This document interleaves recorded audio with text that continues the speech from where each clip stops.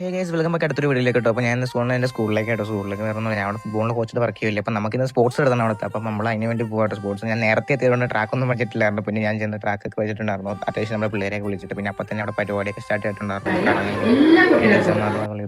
അതിനുശേഷം പിന്നെ നമ്മളവിടെ 100 മീറ്റർ ട്രാക്ക് പെട്ടെന്ന് നമ്മൾ വരച്ചിട്ടുണ്ടായിരുന്നു കേട്ടോ. പിന്നെ നമ്മളിവിടെ ഫസ്റ്റിന് ട്രോഫിയും അതേപോലെ നമ്മുടെ പിള്ളേരുടെ ഗെയിംസ് എല്ലാം സ്റ്റാർട്ട് ചെയ്തിട്ടുണ്ട്. ഫസ്റ്റിൽ നമ്മൾ 100 മീറ്റർ ആണ് സ്റ്റാർട്ട് ചെയ്യുന്നത്. ഈ പ്രാവശ്യം ഒത്തിരി ഐറ്റങ്ങളൊന്നും ഇല്ല. 100 മീറ്റർ 200 300 400 800 അത്രയൊക്കെ ഉണ്ടായിരുന്നുള്ളൂ ഈ പ്രാവശ്യം. നമ്മുടെ 3 പിള്ളേർ നടക്കുന്നുണ്ട് കേട്ടോ, കുഞ്ഞു പിള്ളേരുടെ LKG UKG പിന്നെ അംഗൻവാടി പഠിക്കുന്ന UKG 1 ക്ലാസ് തൊട്ട് 4 ക്ലാസ്സുകൾ പിള്ളേരൊക്കെ. പിന്നെ നമ്മുടെ സബ് ജൂനിയർ ബോയ്സിനാണ് കാണുന്നത്.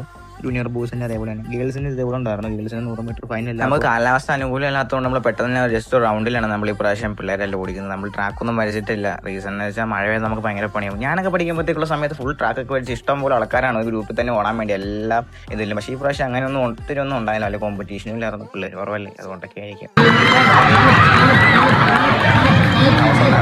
ഞങ്ങളൊക്കെ പഠിക്കുമ്പോൾ 4-5 ഹൗസ് ഉണ്ട്. പിന്നെ നമ്മൾ അതിന് ശേഷം പിന്നെ ഉച്ചയ്ക്ക് ഫുഡ് കഴിക്കാൻ വേണ്ടി പോയിട്ടുണ്ട്. ഫുഡ് കഴിച്ചതിന് ശേഷം നമ്മൾ തിരിച്ചു വന്നു. പിന്നെ നമ്മൾ 300 400 800 നടത്തിയിട്ടില്ല.